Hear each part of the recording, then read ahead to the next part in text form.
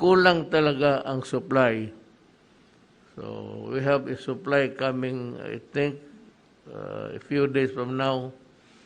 I'm going to go to the airport because the United States donated the 3 million.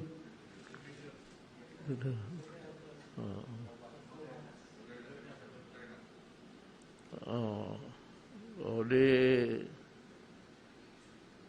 Moderna. Kaya give and take lang tayo. So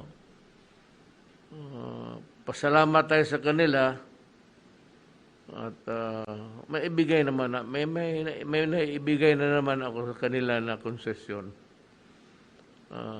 I consider the continuance of 2D continuance of the visiting forces agreement. In gratitude, I said, mahirap yan. Nagpapasalamat tayo. I'd like to thank President of the United States, Biden, the government and the people of America for not forgetting us. Do not forget us, because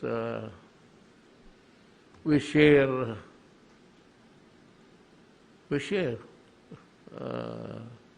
the same